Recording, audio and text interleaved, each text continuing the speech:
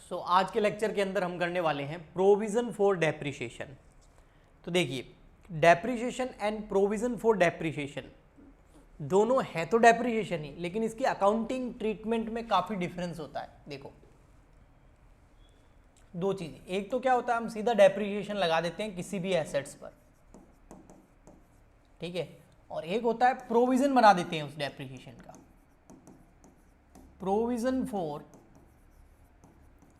Depreciation.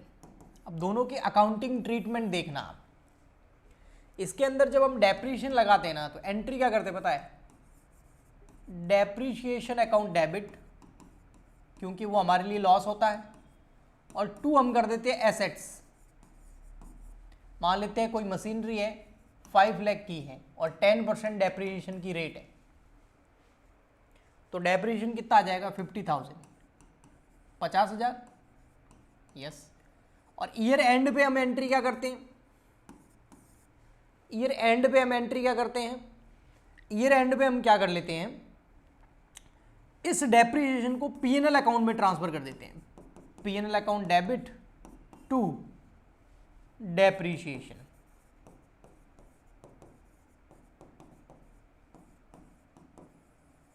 ठीक है, और इसको हम फाइनल अकाउंट में कैसे शो करते हैं वो भी मैटर करता है। इसको फाइनल अकाउंट में कैसे शो करते हैं, जैसे पीएनएल अकाउंट है, तो पीएनएल अकाउंट के डेबिट साइड में हम लिख देते हैं टू डेप्रिसिएशन फॉर, या डेप्रिसिएशन फॉर क्या, depreciation on machine, depreciation on machinery 50,000। और हम इसको कहाँ शो करते हैं, बैलेंस शीट के अंदर, और हम इसको कहाँ शो करते हैं, बैलेंस शीट के अंदर। तो चलो मैं बैलेंस शीट भी बना देता हूं इधर, ताकि आपको दोनों में डिफरेंस समझ में आ जाए। ये हम कर चुके हैं डेप्रिसिएशन। बैलेंस शीट के अंदर लायबिलिटी और यहाँ होती है एसेट्स। एसेट्स में जो मशीनरी लिखी होती है, जैसे मशीन है 5 लाख की, हम उसमें से डेप्रिसिएशन को लेस कर देते हैं, तो अब बाहर वैल्यू आ जाती है 450। ठीक, अब आते हैं हम प्रोविजन फॉर डेप्रिसिएशन के अंदर। अब प्रोविजन फॉर डेप्रिसिएशन को समझना, प्रोविजन फॉर डेप्रिसिएशन में फर्स्ट एंट्री जो यहां हम करते हैं, depreciation account debit to assets, मतलब डेप्रिसिएशन को हम यूज करके एसेट को राइट ऑफ करते हैं, एसेट्स को अपलिखित करते हैं, एसेट की वैल्यू को कम कर देते हैं। जैसे यहाँ किया हमने, है ना, 50,000 से कम करके बैलेंस शीट में 4.5 की दिखाई। यहां पर हम एसेट को जब प्रोविजन करते हैं ना डेप्रिसिएशन के लिए, तब हम एसेट को राइट ऑफ नहीं करते, तो डेप्रिसिएशन अकाउंट तो डेबिट हो जाएगा, डेप्रिसिएशन अकाउंट तो क्या हो जाएगा, डेबिट हो जाएगा, ओके, क्योंकि लॉस है एक तरह का। बट एसेट को क्रेडिट नहीं करेंगे, क्योंकि एसेट में हम उसको राइट ऑफ नहीं करते, उसकी जगह हम क्या कर देते पता है, एक लायबिलिटी क्रिएट कर देते जिसका नाम है प्रोविजन फॉर डेप्रिसिएशन। कितना 50,000। और लायबिलिटी क्यों क्रिएट कर रहे हैं पता है, अब आप बोलोगे सर इसमें लायबिलिटी क्या है, लॉस है, वो तो ठीक है, डेबिट है। प्रोविजन फॉर डेप्रिसिएशन नाम की ये लायबिलिटी जनरेट कर दी, और लायबिलिटी जब भी जनरेट होती है ना, तो उसको क्रेडिट करते हैं। Modern rule, liability always credit होती है, इंक्रीज हो रही है तो और क्रेडिट करो, एक लायबिलिटी इंक्रीज हो रही है तो क्रेडिट कर दिया।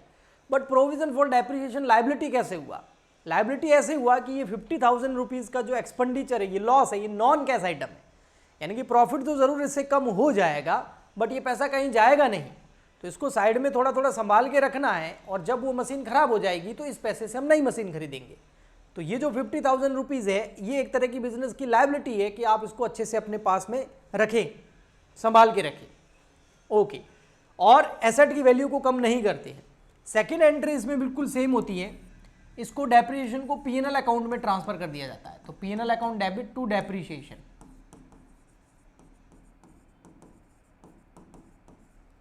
कितना, वही 50,000। तो सेकेंड एंट्री में कोई प्रॉब्लम नहीं, तो इसका मतलब इसको पीएनएल में तो हम दिखाएंगे, बिल्कुल दिखाएंगे। पीएनएल में कैसे दिखाएंगे, तो देखो फाइनल अकाउंट बनाएंगे ना जब, तब पीनल अकाउंट में तो उसको उसी तरीके से दिखाएंगे जिस तरीके से हम डेप्रिसिएशन दिखा देते हैं। यहाँ लिख देंगे प्रोविजन फॉर डेप्रिसिएशन 50,000, बट इसको जब बैलेंस शीट में हम दिखाएंगे तो हम इसकी एसेट की वैल्यू में से कम नहीं करेंगे। अच्छा, कोई बोले सर क्यों कम नहीं करेंगे? क्योंकि आपने ऊपर जो एंट्री देखी थी ना, उसमें मैंने एसेट को क्रेडिट किया ही नहीं। यहां पर मैंने एसेट को क्रेडिट किया, ये देखो फर्स्ट एंट्री देखो दोनों की, यहाँ एसेट क्रेडिट हुई मतलब एसेट डिक्रीज हो गई, कम हो गई। यहां पर एसेट क्रेडिट हुई नहीं, तो एसेट कम हुई नहीं, तो मैं कैसे एसेट को कम कर सकता हूं? तो फिर क्या करें? एसेट को कम नहीं करेंगे तो फिर एसेट्स को किस वैल्यू पे दिखाएंगे? बुक वैल्यू पर। जितने की एसेट है, मशीनरी कितने की है? 5 की, तो 5 की दिखाओ, 50 कम नहीं होंगे। हाँ, बट क्या होगा, जो प्रोविजन है वो यहां दिखाया जाएगा, वो हमारे लिए लायबिलिटी है, मैंने बताया प्रोविजन फॉर डेप्रिसिएशन कितना? 50,000। तो 5 लाख की एसेट और 50 की लायबिलिटी है, तो देखा जाए तो ऑटोमेटिक एसेट 4.5 की है। तो सर इसको 5 का ही दिखाएंगे हर साल? हाँ, हर साल। नेक्स्ट ईयर जब डेप्रिसिएशन लगाएंगे तब यहाँ पर 50 है, 50 डेप्रिसिएशन और आ जाएगा, तो यहाँ 1 लाख का प्रोविजन हो जाएगा, बट ये 5 की रहेगी। फिर नेक्स्ट प्रोविजन बढ़ता जाएगा हर साल, ये इतने की रहेगी। जब एसेट को सेल करेंगे, जब एसेट को क्या करेंगे? Sale, on sale of asset, उस समय हम इस प्रोविजन को खत्म कर देंगे। प्रोविजन एक लायबिलिटी है, लायबिलिटी क्रेडिट हुई हुई है, इस एसेट्स को जब बेचेंगे तो इस प्रोविजन को हम डेबिट कर देंगे, provision for depreciation account debit कर देंगे। बेचेंगे तब जब स्क्रैप बचा हुआ होगा और बेचेंगे, और टू मशीनरी क्रेडिट करके मशीन को हम कम करेंगे, मशीन की वैल्यू को कम करेंगे। लेकिन ये जब एसेट बेची जाएगी उस साल होगा, उससे पहले नहीं होगा। आया समझ में दोनों का अकाउंटिंग ट्रीटमेंट?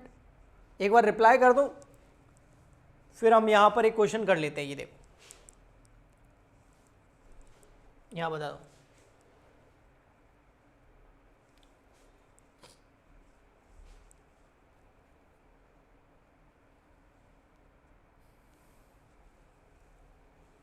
ओके जी, ये देखो दिख रहा है आपको क्वेश्चन?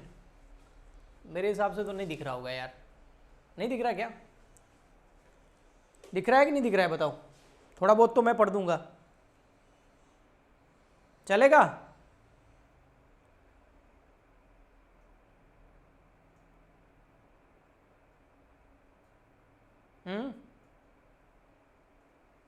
यूं तो कुछ तो मैं पढ़ ही दूंगा। ओके, चलो देखो, चलिए स्टार्ट करते हैं। ये देखो यहां लिखा हुआ है ऑन जनवरी 1, 2014, 1 जनवरी 2014। मैं इधर लिख भी देता हूं। 1 जनवरी 2014 को हनी प्राइवेट लिमिटेड, एक हनी प्राइवेट लिमिटेड है, परचेज कर रही है एक मशीन, कितने में? 6 लाख रुपए में। तो इस डेट को क्या किया? मशीन परचेज करी, मशीन परचेज कितने में? 6 लाख रुपए। उसके बाद तो ये ईयर कौन सा हो गया? 14-15। लेकिन 14-15 नहीं होगा, पता है क्यों? क्योंकि अकाउंट कब क्लोज होते हैं? 31 दिसंबर को होते हैं, मतलब जनवरी टू मार्च चलना है हमको। तो फाइनेंशियल ईयर नहीं है, कैलेंडर ईयर फॉलो करना है। तो ये हो गया आपका 2014। फिर 2015 बीत गया, उसमें कुछ नहीं हुआ। 2015 में कोई एक्टिविटी नहीं हुई। हाँ, 2016 के अंदर जुलाई के अंदर कुछ हुआ। तो 2016 के अंदर जुलाई में, यानी कि 1 जुलाई 2016 को क्या हुआ? जो मशीन परचेज करी थी हमने जनवरी 1, 2014 को, यानी कि ये वाली मशीन, ये जो मशीन परचेज करी थी उसमें से 40,000 रुपये वाली मशीन को 22,500 में बेच दिया। ऐसी मशीन जिसकी वैल्यू सोल्ड, मशीन बेच दी, उसकी बुक वैल्यू कितनी की थी मशीन की? 40,000, और बेचा कितने में हमने? 22,500 में।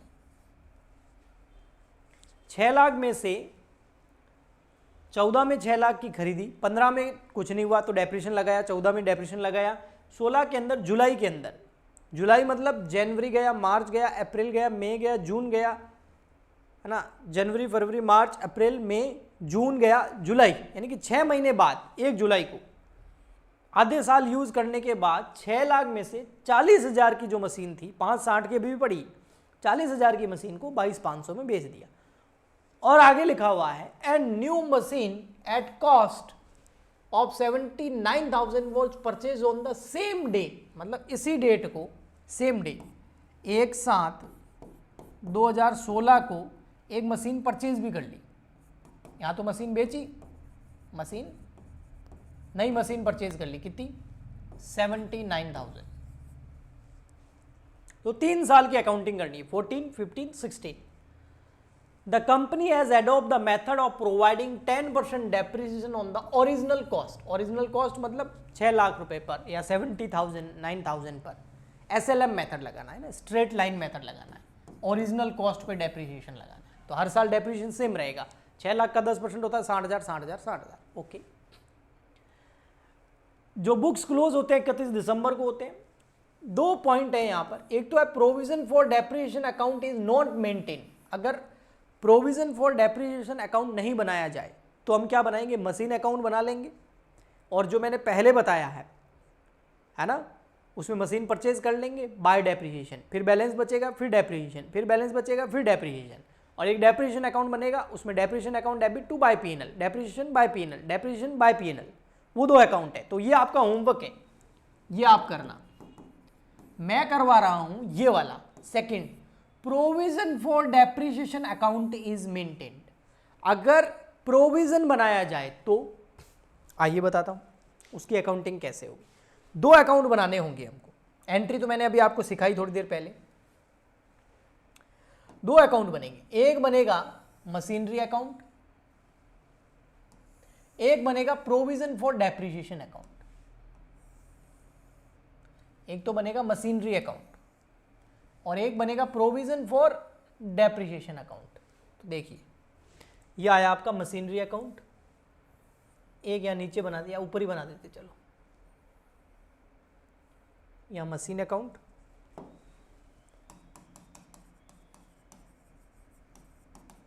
एक डेट का कॉलम भी बनाना पड़ेगा ना, यस, मोस्ट इंपॉर्टेंट है वो तो। नेक्स्ट पेज पे हम डेप्रिसिएशन अकाउंट भी बना देते हैं। डेप्रिसिएशन अकाउंट नहीं, provision for depreciation account.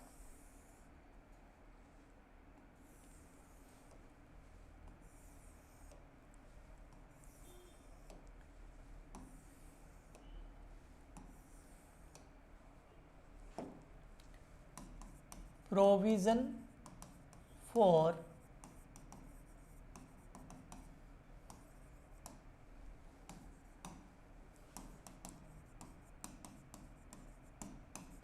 Date particular rupees,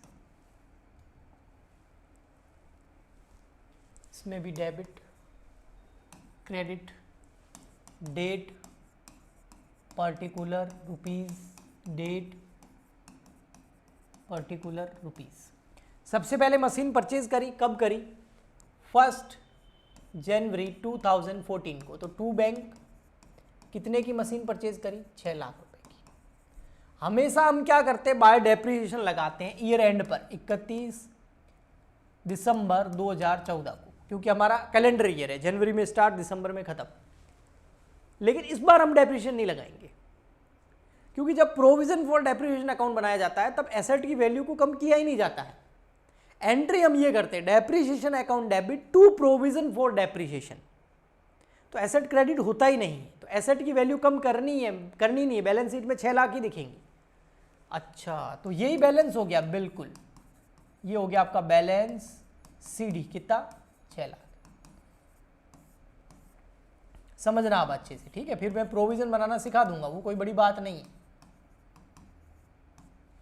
ये ओपनिंग बैलेंस आ जाएगा 1 जनवरी 2015 को। टू बैलेंस BD, ये ओपनिंग बैलेंस क्लोजिंग बन जाएगा। इस ईयर के एंड में डेप्रिसिएशन लगाएंगे, नो जी, बिल्कुल नहीं। जिस दिन मशीन बेची जाएगी उस दिन देखेंगे, 6 लाख। हाँ, अगर प्रोविजन नहीं बना रहे होते ना तो अभी मामला कुछ और होता। यहां पर मैं 60 हजार का डेप्रिसिएशन दिखा के इसकी वैल्यू को कम करता। ये यहां आ जाएगा 1 जनवरी 2016 टू बैलेंस बीडी। लेकिन 16 में पता है क्या हुआ? 16 में दो काम हुए। एक तो हमने एसेट बेच दी, ये वाली पूरी नहीं बेची, 40,000 रुपये में, 40,000 की एसेट थी बुक वैल्यू, और बेचा कितने में उसको? 22,500 में। तो यहां देखो, जब एसेट खरीदी थी तो टू बैंक, जब एसेट बेचेंगे तो बाय बैंक। कौन सी डेट? 1 जुलाई 2016 को। तो बाय बैंक कितने में बेची हमने? 22,500 में बेच दी। कितने की थी? 40,000 की थी। बेचा कितने में? 22,500 में। तो लॉस हुआ होगा ना? यस। लेकिन क्या वास्तव में वो 40,000 की थी? नो। आइए वर्किंग नोट बनाते हैं।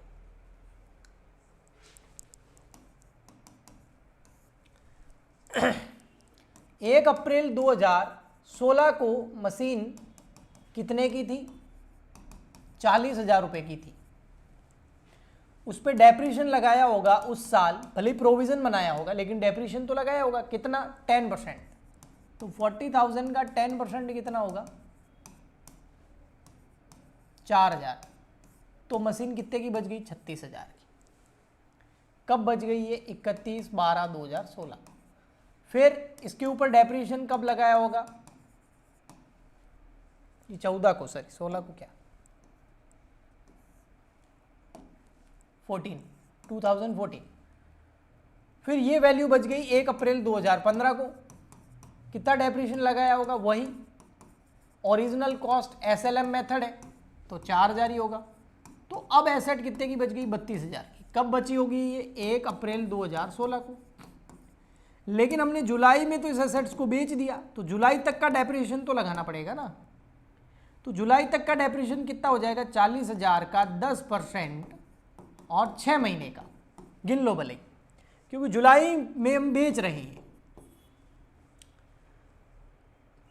अप्रैल क्यों लिखा है यार? जनवरी है ये, सॉरी। हाँ, जनवरी है, फाइनेंशियल ईयर थोड़ी है, कैलेंडर ईयर फॉलो कर रहे हैं।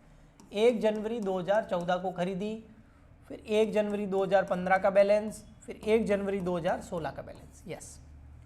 अब जनवरी से देखो आप कहाँ तक? जुलाई तक। जैन, फेब, मार्च, अप्रैल, मई, जून, पूरे 6 महीने हो गए।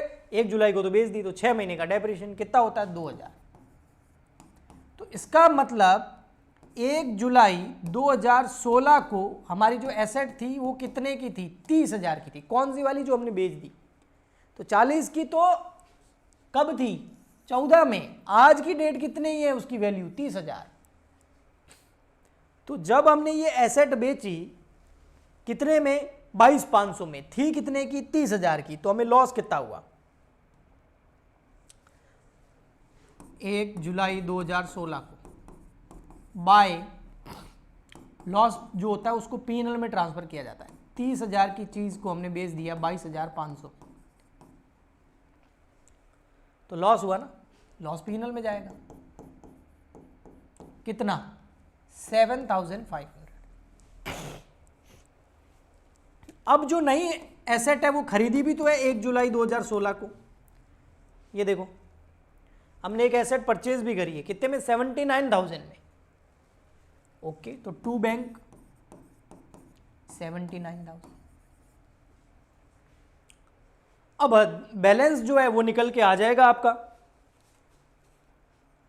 क्या निकल के आ जाएगा? बैलेंस।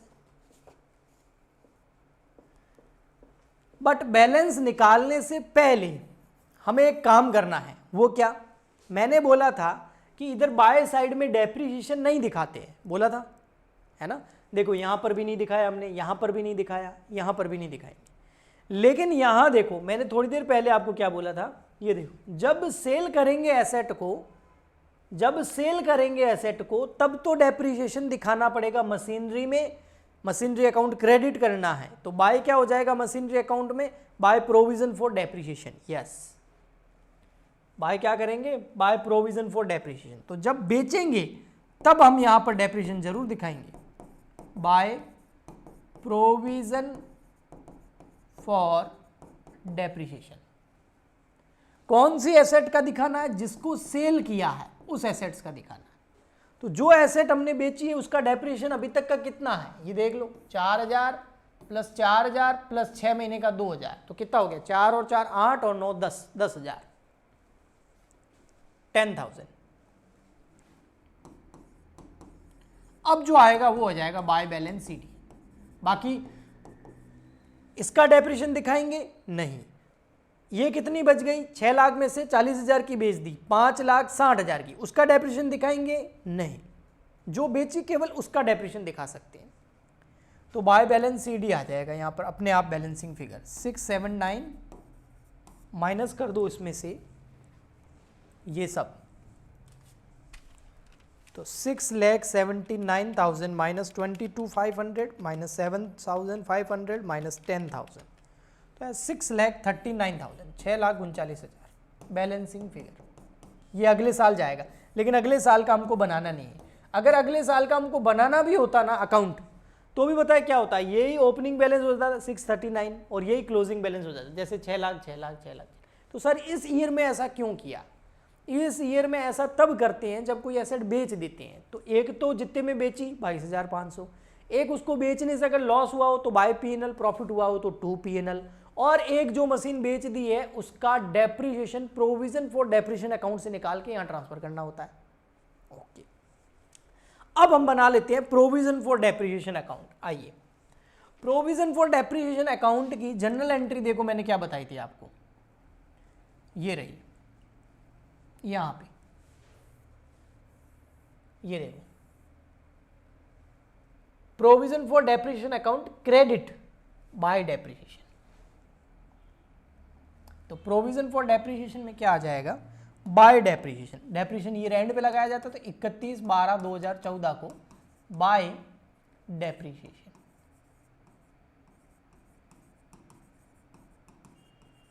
कितना? 6 लाख की एसेट थी, उसका 10% कितना होता है? 60,000। उसका 10% कितना होता है? 60,000।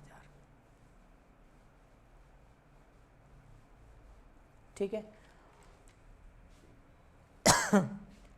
कुछ लोग क्या करते हैं, मैं आपको एक और चीज बताता हूं, देखो कुछ लोग क्या करते हैं, यहां पे देखो, यहां समझाता हूं, ये 2 एंट्री करते ही नहीं है। वो लोग क्या करते हैं, कुछ लोग करते हैं ऐसा, आप भी कर सकते हो। वो लोग क्या करते हैं, डेप्रिसिएशन से डेप्रिसिएशन कट गया, डेप्रिसिएशन डेबिट, डेप्रिसिएशन क्रेडिट, तो उसको काट दो। अब एंट्री क्या बच गई? PNL account debit, PNL account debit to provision for depreciation. देखो डेप्रिसिएशन से डेप्रिसिएशन तो चला गया, अब पीछे बैलेंसिंग एंट्री क्या बच गई, ये देखो। तो कुछ लोग क्या करते हैं, इन दोनों की जगह एक एंट्री कर लेते हैं, डेप्रिसिएशन से डेप्रिसिएशन गया, कैसे? डेबिट और क्रेडिट कट गए, अब एंट्री क्या बच गई? PNL account debit to provision for depreciation, ये एंट्री कर लेते हैं। और अगर ये एंट्री कर ले तो अब आप प्रोविजन फॉर डेप्रिसिएशन में जब इस एंट्री की लेजर करोगे, इसको पोस्ट करोगे, तो बाय साइड में क्या आ जाएगा? PNL. Provision for depreciation credit होगा, लेकिन बाय साइड में क्या आ जाएगा? पीएनएल। इसीलिए यहां पर सीधा लिख दिया जाता है, बाय डेप्रिसिएशन ना लिख करके सीधा लिख देते हैं कि भैया पीएनएल लिख दो, ये डेप्रिसिएशन ही है, पीएनएल से निकाला है इसको, पीएनएल अकाउंट से।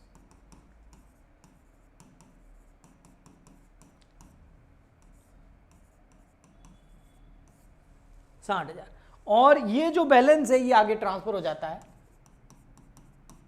अब ये एक्चुअल में लायबिलिटी है ना, प्रोविजन फॉर डेप्रिसिएशन, तो क्रेडिट साइड से स्टार्ट होती है।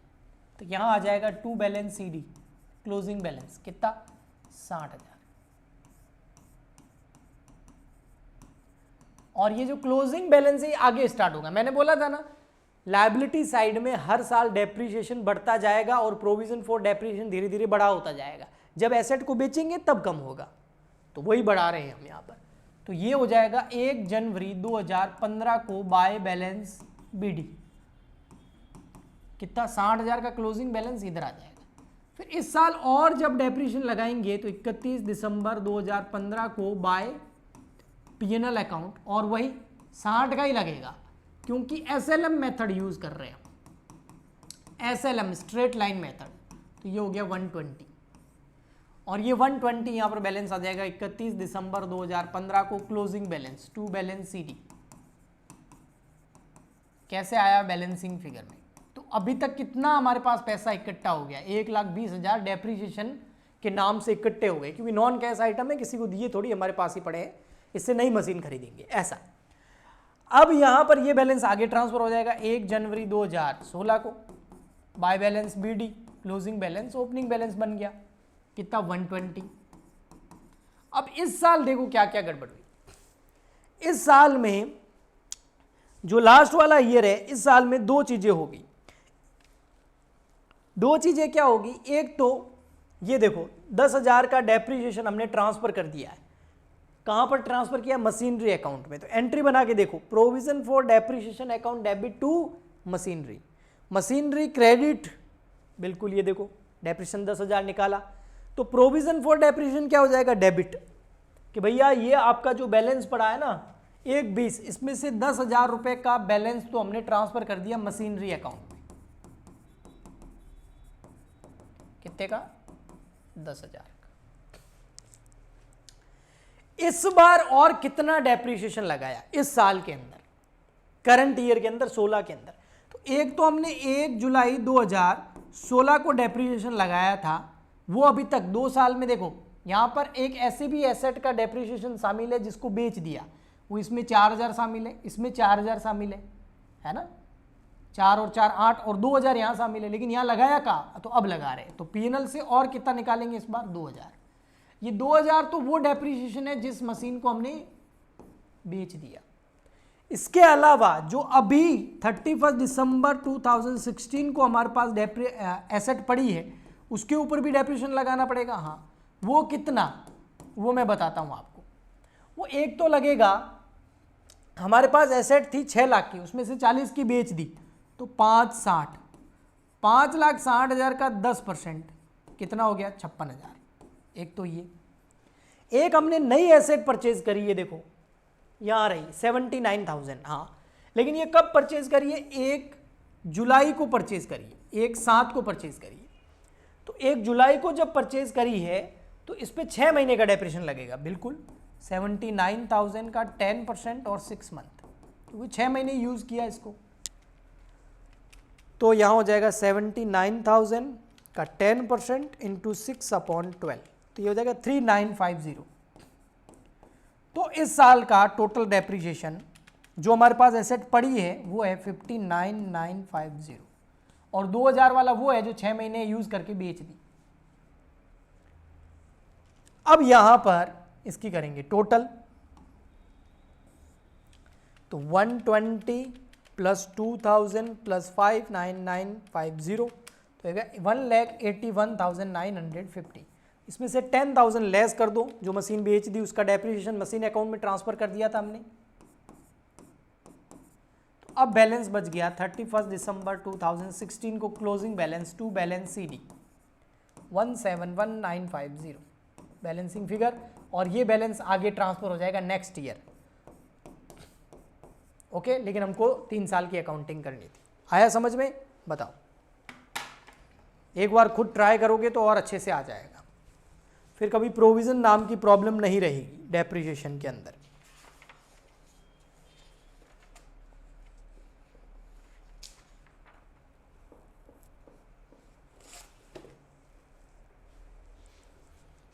ठीक है, ओके, थैंक यू। लगभग अपना सिलेबस जो है 99% कंप्लीट है। किसी के अगर कोई चैप्टर बाकी है तो रिकॉर्डेड सारा सब कुछ अपलोड कर दिया। फाइनेंशियल अकाउंटिंग में जितना मैंने कंटेंट प्रोवाइड किया है ना, इतना ना इनकम टैक्स में किया है, ना कॉर्पोरेट अकाउंटिंग में किया है, ना स्टैटिक्स में किया है, किसी सब्जेक्ट में नहीं किया है। फाइनेंशियल अकाउंटिंग के इस बैच के अंदर बेसिक लेवल से लगाकर एडवांस लेवल तक सब कुछ मैंने डाल दिया। अगर किसी को भी ऐड नहीं, बेटा लेस होते हैं ना, हाँ सॉरी, ऐड ही होगा ना वो तो, ठीक ठीक है। अगर किसी को भी बीकॉम ले लिया, फर्स्ट ईयर है, लेकिन अकाउंटेंसी बिल्कुल नहीं आती थी पहले, वो भी शुरू से एंड तक बहुत अच्छे से कंप्लीट कर सकता है। जितनी बार रिवीजन करोगे उतनी अकाउंटेंसी आपकी अच्छी होगी, जितनी प्रैक्टिस करोगे उतनी अकाउंटेंसी आपकी अच्छी होगी। ओके, ठीक है, चलिए, बाय बाय, थैंक यू।